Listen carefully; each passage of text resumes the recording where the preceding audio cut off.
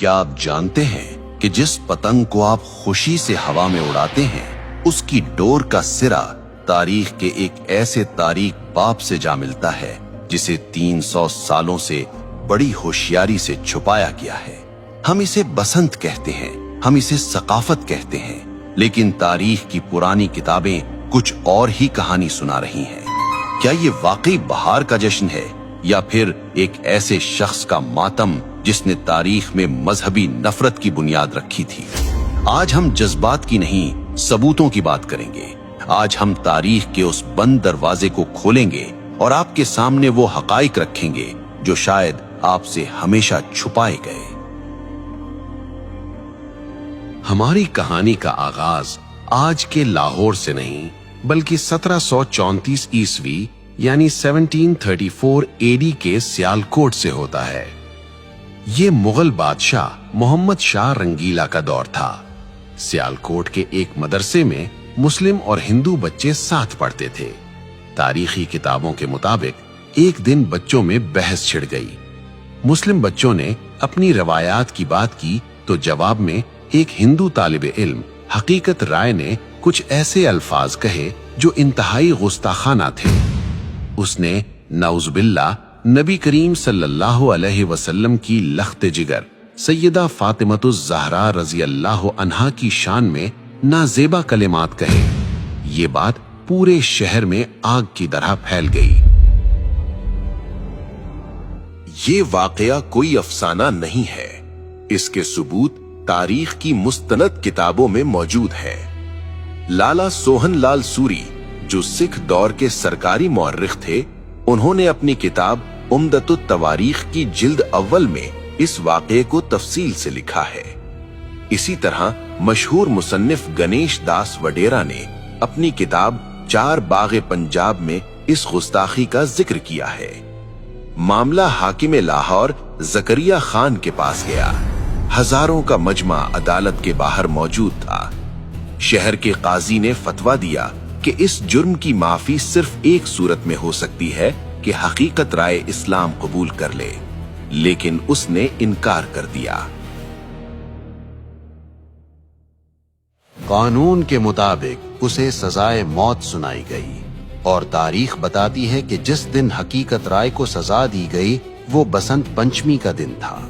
अब यहाँ ये जानना जरूरी है कि बसंत पंचमी असल में है क्या। हिंदू तकवीम के मुताबिक ये बहार की आमद का पहला दिन होता है।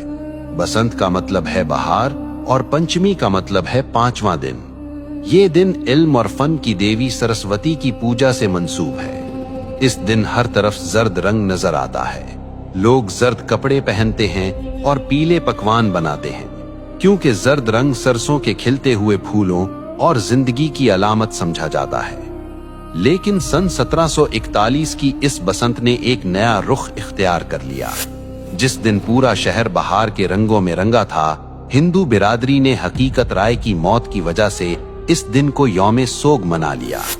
कहा जाता है कि उसकी याद में उन्होंने आसमान की बुलंदियों की तरफ पतंगें उड़ाना शुरू की ताकि उसकी रूह को खिराज तहसीन पेश किया जा सके और ये पैगाम दिया जाए कि एक मासूम की रूह आसमानों की वुसअतों में आजाद है।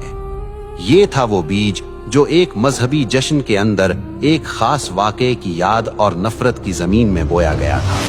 लेकिन हैरत की बात यह है कि वो दिन जो एक मौत के दुख में सोग के तौर पर शुरू हुआ था, वो वक्त की धूल में दबकर एक अजीमुशान जश्न में कैसे बदल गया। वक्त का पहिया घूमा और पंजाब में सिखों की हुकूमत कायम हो गई। ये महाराजा रंजीत सिंह का दौर था।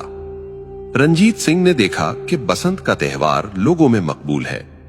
उन्होंने इस मजहबी सोग को एक शाही मेले में बदल दिया। तारीखी रिकॉर्ड्स बताते हैं कि महाराजा हर साल इस त्यौहार पर लाखों रुपए उस जमाने के पतंगों और इनामो इकराम पर लुटा देते थे। यहीं से मुसलमानों ने भी अनजाने में इसे महज एक कल्चरल इवेंट समझकर मनाना शुरू कर दिया। वो भूल गए कि इसकी बुनियाद कहां रखी गई थी। फिर 1849 में अंग्रेज ब्रिटिश राज आ गए। उन्होंने देखा कि ये मेला मकामी लोगों को मसरूफ रखता है, तो उन्होंने इसे और हवा दी। अंग्रेजों के दौर में लाहौर के अंदर बाकायदा बसंत क्लब बन गए। छतों पर होने वाली पार्टियां और होटलों में होने वाले रक्स अब लाहौर की पहचान बन चुके थे। 1947 में पाकिस्तान बना, लेकिन अफसोस हम जमीन तो ले आए मगर कुछ रस्में सरहद के उस पार से अपने साथ ले आए। और फिर इस त्योहार ने अपना असली खूनी रंग दिखाना शुरू किया। आजकल एक दलील दी जाती है कि जी हम केमिकल डोर इस्तेमाल नहीं करते, हम तो सादा धागा इस्तेमाल करते हैं। ये एक बहुत बड़ी गलतफहमी है। साइंस कहती है कि जब धागे पर कांच और केमिकल लगकर हजारों फुट की बुलंदी पर तनता है और हवा का दबाव उस पर पड़ता है तो वो तनाव की वजह से एक आरी जितना तेज हो जाता है। जब वो मोटरसाइकिल पर जाते हुए किसी इंसान के गले से टकराता है तो वो केमिकल हो या ना हो, वो शहरक काट देता है। ये महज हादसा नहीं होता, ये कत्ल है। आइए जज्बाती बातों को छोड़कर आदादो शुमार स्टैटिस्टिक्स देखते हैं। पुलिस रिकॉर्ड और अस्पतालों के डेटा के मुताबिक सिर्फ 2006 से 2009 के 3 खूनी सालों में लाहौर, फैसलाबाद और गुजरांवाला में 119 अफराद इस खूनी खेल की नजर हुए। इनमें 40% से जायद वो मासूम बच्चे थे जो पतंग लूटते हुए छत से गिरे या सड़क पर गाड़ी के नीचे आ गए। भारत में सूरत हाल इससे भी बदतर है। जानवरों के हुकूक की तंजीम पीटा की रिपोर्ट के मुताबिक हर साल बसंत के मौसम में हजारों परिंदे आसमान में तनी हुई इन डोरों से कट कर मर जाते हैं। क्या किसी त्योहार की कीमत इतनी लाशें हो सकती हैं? सिर्फ इंसानी जाने नहीं, ये शौक मुल्क की मईशत को भी अरबों का नुकसान पहुंचाता है। वापडा की सरकारी रिपोर्ट्स के मुताबिक धाती डोर गिरने से ट्रांसफार्मर्स ट्रिप कर जाते हैं और तारें शॉर्ट सर्किट हो जाती हैं। माजी में एक एक रात में लाहौर जैसे शहर को कई कई घंटे अंधेरे में डूबा रहना पड़ा। करोड़ों रुपए की बिजली जाया होती है और ये बोझ आखिरकार आवाम की जेब पर ही पड़ता है। क्या हम चंद घंटों की तफरीह के लिए अपनी ही अमलाक को आग लगा रहे हैं? फिर बात सिर्फ पतंग की नहीं रहती। बसंत की रात, हवाई फायरिंग और बेहयाई का जो बाजार गर्म होता है, क्या वो हमारी सकाफत है? एक तरफ दुनिया भर के मुसलमान गजा और फलस्तीन के बच्चों के लिए रो रहे हैं और दूसरी तरफ हम अपनी ही गलियों में अपनी ही खुशी के लिए अपने ही लोगों का खून बहा रहे हैं।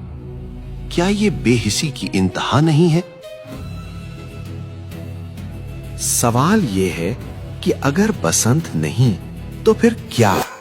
हमारे पास ईदैन की खुशियां हैं, हमारे पास खेलों के मैदान हैं, PSL है, क्रिकेट है, सियाहत है। हम वो कौम हैं जिसने दुनिया को तहजीब सिखाई। हमें अपनी खुशी मनाने के लिए किसी ऐसे त्योहार की जरूरत नहीं जिसकी बुनियाद में नफरत हो और जिसके अंजाम में मौत हो। आज फैसला आपके हाथ में है। जब आप बाजार से डोर खरीदें तो एक बार सोच लीजिएगा, कहीं आपके पैसे किसी मां की गोद उजाड़ने के काम तो नहीं आ रहे। ये पतंग की डोर नहीं कट रही, ये हमारी अकदार कट रही हैं। तारीख गवाह है कि जो कौमें अपनी बुनियाद भूल जाती हैं, वक्त उन्हें मिटा देता है।